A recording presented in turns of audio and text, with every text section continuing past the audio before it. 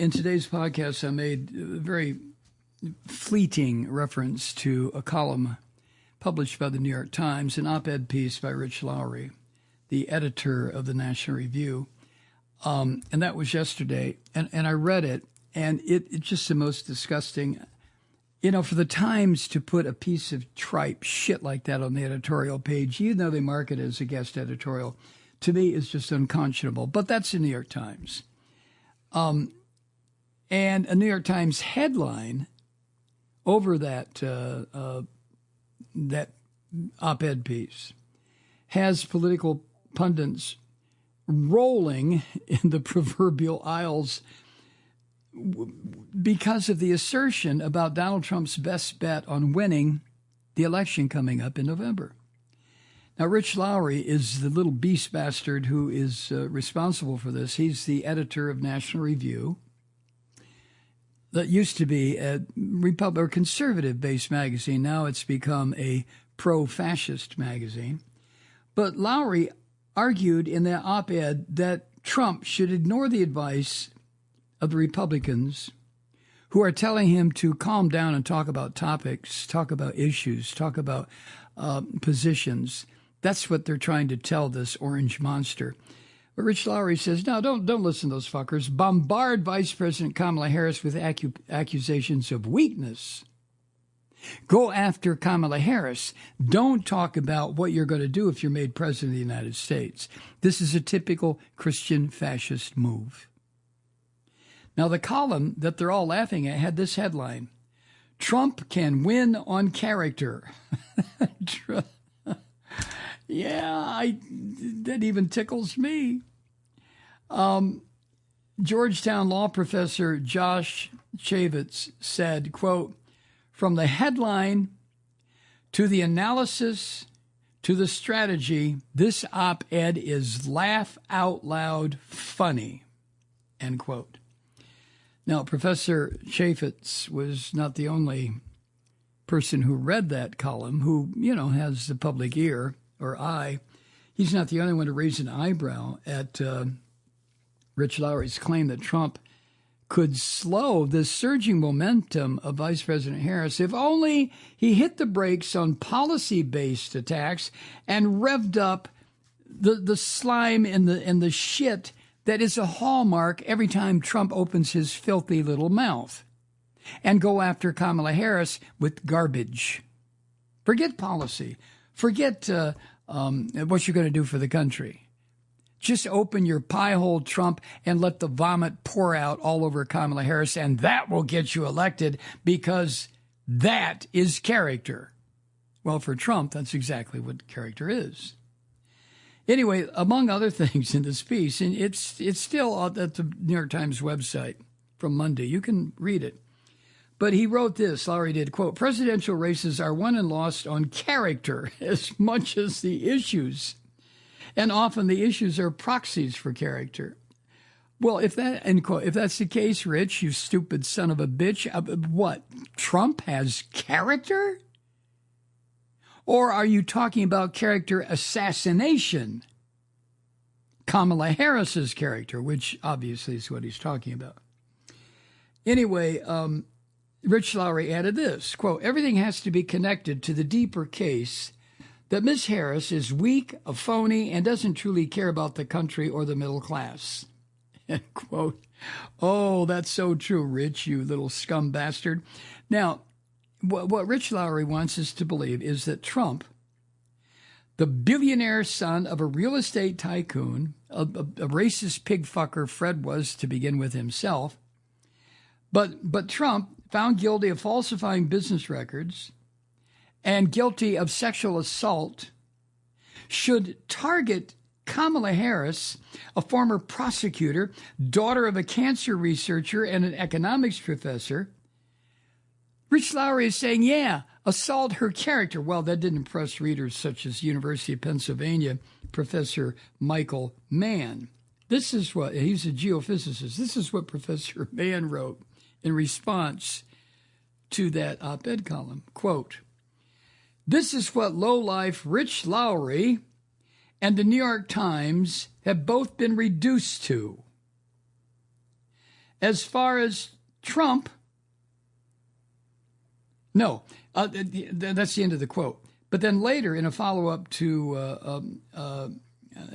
post, Michael Mann admitted to knowing Rich Lowry personal, and he added, "He's an asshole." End quote. Yeah, okay, indeed. And then a health economist, Eric Ding, also opined that the Times was scraping the bottom of the editorial barrel. Yeah, no shit. He wrote, quote, "This is a completely real New York Times op-ed headline. The New York Times has sunk to a new low," end quote. Then there's a guy who likened Trump to a villain in a James Bond-based video game from the 1990s. And this guy's Dimitri something. He's an Australian diplomat. But he wrote this, quote, "Trump couldn't win on character even if the election were GoldenEye 64 and we let him play Odd Job," end quote. Now, you have to know that video game. To Odd Job or Hand Job, whichever you prefer. But if you know the video game, you know what this guy's talking about. Political commentator, another one, Anand Chiraharadas, I guess I'm pronouncing it right. He said, quote, "I actually agree that Trump can win on character. All he has to do is time travel and unborn himself." Unborn himself. I admit to being easily made to laugh where it concerns insults against this filthy, ignorant savage named Donald Trump. It's the only escape or pressure valve, release valve that I have is to laugh at this bastard, because even though he created himself, but he didn't create the political environment that would allow a filthy pig like Donald Trump to emerge as the leader of the Republican Christian Fascist God Christ Jesus Party, which is his position now. Because these crazy Christians in this country, that's another thing. I hope the Republican Party eventually can reclaim itself. I don't see how that's possible, but maybe it can. But I feel the same way about the Christian religion. While I feel that the Christian religion in its entirety is one of the most destructive forces ever to emerge from the twisted minds of mystics and people who wanted to believe in sky spooks, there are aspects of the Christian religion, all religions actually, that have nothing to do with the fear and the terror and the slime and the teaching people how to hate other people. You do find within these religions, and you know this as well as I do, you find little nuggets of truth, little nuggets of philosophy, little examples of charitable activity. There are parables, stories that have been told in all religions about the good that people can do. I have no problem with that, but to me, that's not religion. That's philosophy, and there's a vast difference as far as I'm concerned. The Christian religion itself is a filthy horror, a haunted house of horror and ghosts and demons and ghouls and flesh eaters. I mean, it's a fucking horrible, horrible religion.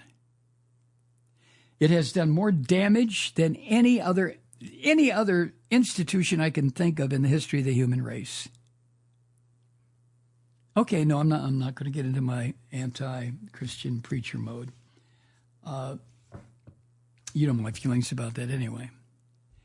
So I hope Christianity can reclaim some of the decency that can be contained. Well, it's contained in every religion, but Christianity, being the dominant religion on this planet, needs to take a hard look at itself and get rid of the shit. Like, first of all, get rid of the idea that the rabbi from Nazareth was some kind of a supernatural being who developed into the Virgin Mary's uterus because God did what? Screwed the Virgin Mary? What is that shit about? But if the Christian religion can ever get it together which I doubt. It's too far gone. But if it could, there's a lot of decency that it could teach to people who might want to hear it.